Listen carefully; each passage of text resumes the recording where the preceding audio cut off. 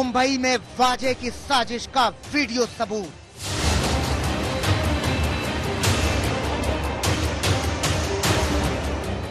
मनसुख के आखिरी वीडियो से बड़ा खुलासा।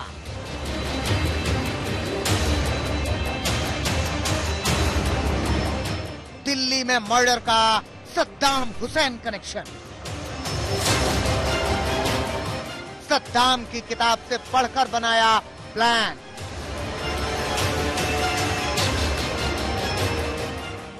जुर्म के टीटू पर पुलिस की गोली का सच।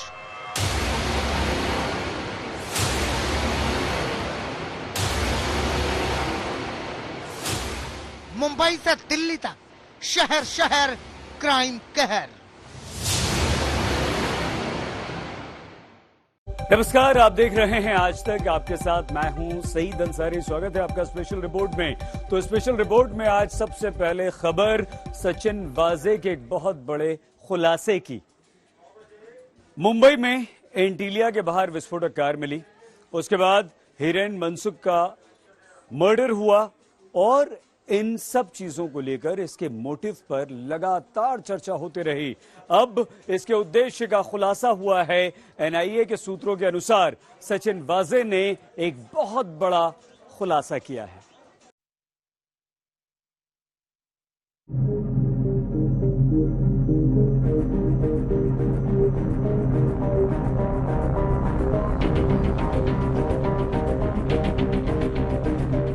वाजे की आंखों के सामने मनसुख का मर्डर। वाजे के ऑर्डर पर कार के अंदर हुआ कत्ल। सचिन वाजे की साजिश का वीडियो सबूत। पब्लिसिटी के लिए वाजे बन गया कातिल।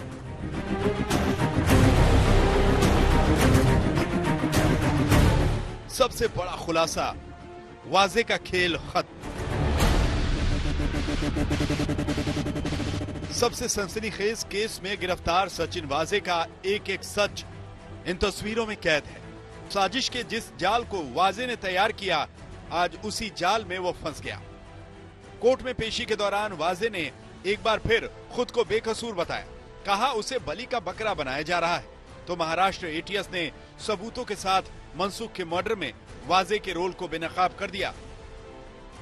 वहीं एनआईए ने भी वाजे, वसूली और लड़की के रूम नंबर 1964 को डिकोड कर लिया।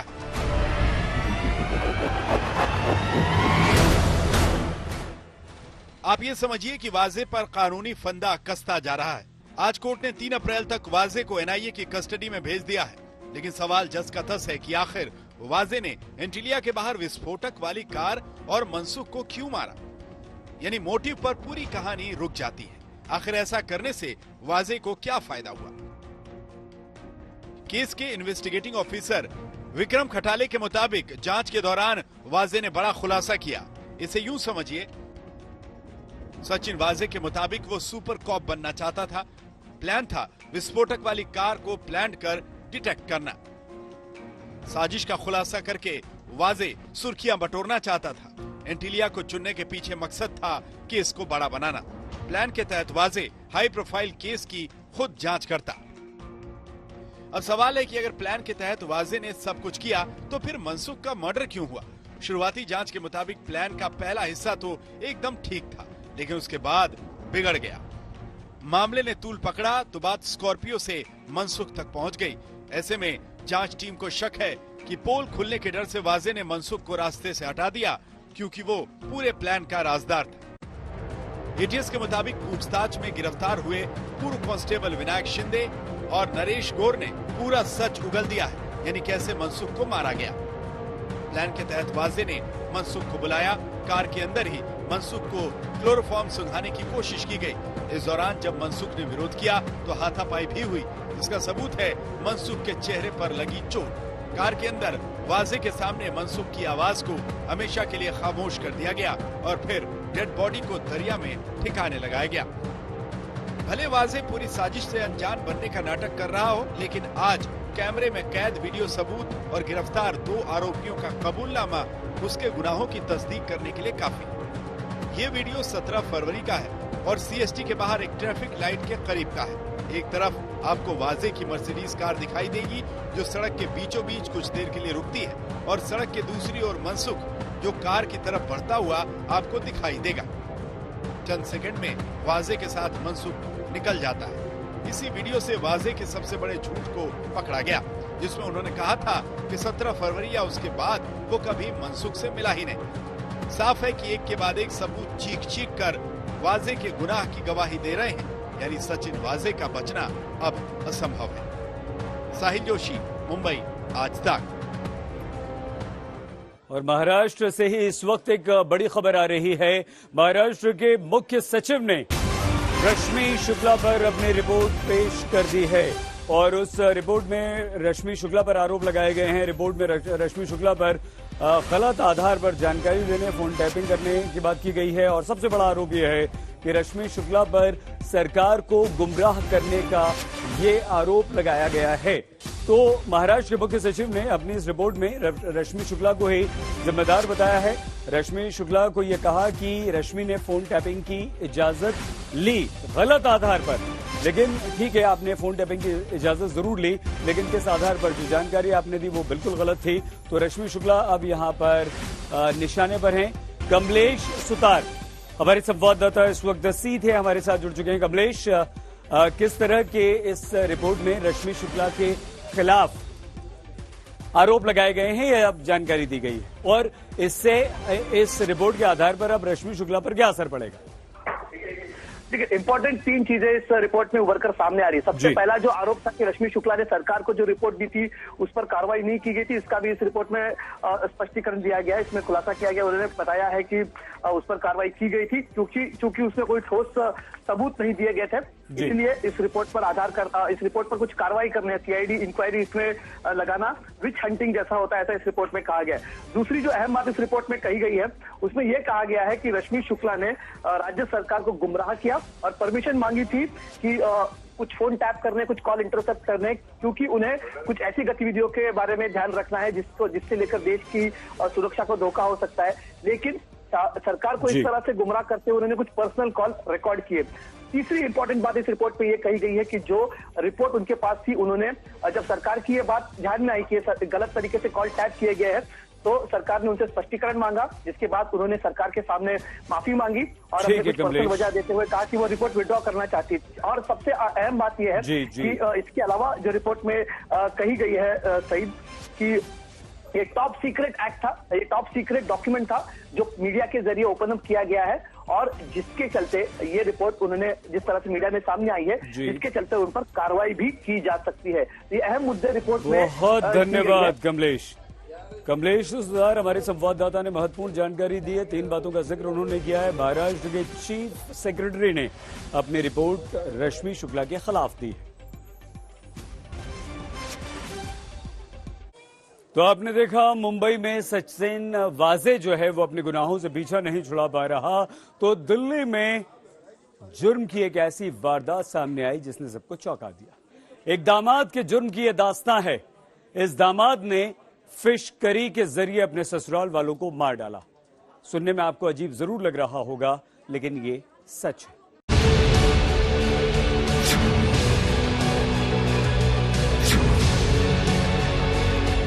कातिल दामाद का प्लान सद्दाम। मछली में जहर देकर मार डाला। अबार्शन कराने पर इसकी माता बड़ी प्रताड़ित करने लगी और कहने लगी, तो इसका अंजाम देखो। ये कहने लगा, मेरे पिता वापस आ रहे थे, देख तेरे खानदान को क्या करता हूँ। तो जब सारे टेस्ट कराते गए, कोई भी रिपोर्ट में पॉजिटिव रिपोर्ट नहीं आई। हम पागल हो गए कि एक बेटी तो जा चुकी है, उसकी मृत्यु हो चुकी है, ये क्या हो रहा है। एक टॉक्सिकोलॉजिस्ट से बुला के या गंगावन राम वालों को आया क्या, इसके हम पॉइजन्स के टेस्ट कराते हैं। जो 16 तरह के टेस्ट है, मेरे को ऐसा पता लगा है, और उसमें उन्होंने थैनियम पॉइजन पाया।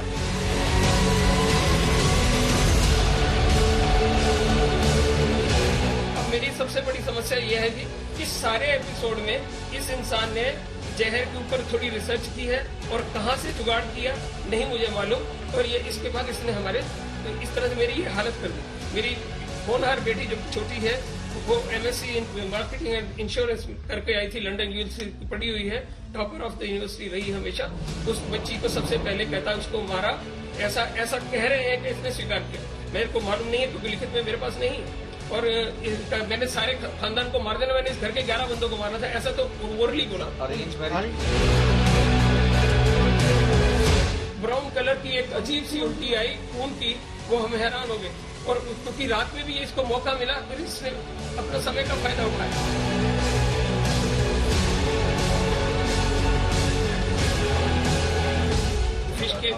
फिश खाई तो वो 3:30 बजे अमूमन जाने के लिए था, लेकिन वो जानबूझकर बैठ गया, ऐसा उसने भी कहा, और हमने तो ऑब्जर्व किया क्योंकि 8:30 बजे के करीब हो गया। क्योंकि मेरी बेटी प्रियंका शर्मा, जिसकी पहले मृत्यु हुई है, वो पहले अपनी फ्रेंड्स के साथ, स्कूल फ्रेंड्स के साथ लंच करने गई थी, तो वो जान के रुक गया कि प्रियंका यहाँ घर पर नहीं है और मैं अभी फिश खिला के जाऊंगा। शातिर से शातिर अपराधी के दिमाग को मात देने वाले मर्डर की पूरी स्क्रिप्ट दिल्ली के कारोबारी वरुण अरोड़ा ने लिखी।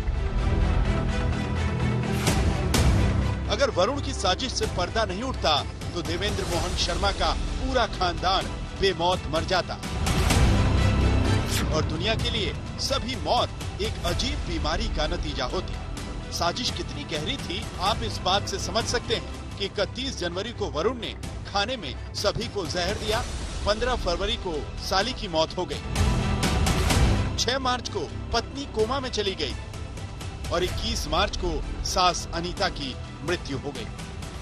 घर में इकलौते जिंदा बचे ससुर देवेंद्र शर्मा की जुबानी आप कातिल दामाद की साजिश की कहानी सुनी। 31 जनवरी इतवार के दिन मुझे मेरे घर में पहले से मेरी बड़ी बेटी जो जीके में रहती है, जो वरुण की वाइफ है, वो आई हुई थी, और आने पर हमें ऐसी आशा नहीं थी कि वो आएगा, तो हम आधे रास्ते पर उसको अक्सर ड्रॉप कर देते थे जीसस मैरी कॉलेज के आसपास, तो वहीं पर ही जाता था। अचानक इसने कहा नहीं मैं आज बहुत बढ़िया स्पेशल फिश बना कर ला रहा हूँ, आप सब खाना, मेरा देखो मैं कितना बढ़िया कुक करता हूँ उसको। तो ये हमारे को उसने जब कहा तो हमने कहा चलो यार कह रहा है तो ठीक है, अन्यथा हमारे घर बहुत कम आता था, 3-4 महीने में, उसका व्यवहार हमें कुछ ठीक नहीं लगता था। ससुराल वालों की हत्या की प्लानिंग से लेकर हत्या की साजिश को अंजाम देने का तरीका जिसने भी सुना, पहली बार में उसे यकीन नहीं हुआ। पूछताछ के दौरान वरुण अरोड़ा का कबूलनामा सुनकर रूह कांप उठी। दिल्ली में अपराधियों के हौसले बुलंद हैं, पुलिस पर ही हमला कर अपने साथी को छुड़ा ले गए। स्पेशल रिपोर्ट में आज के लिए बस इतना ही। आप देखते रहिए आज तक।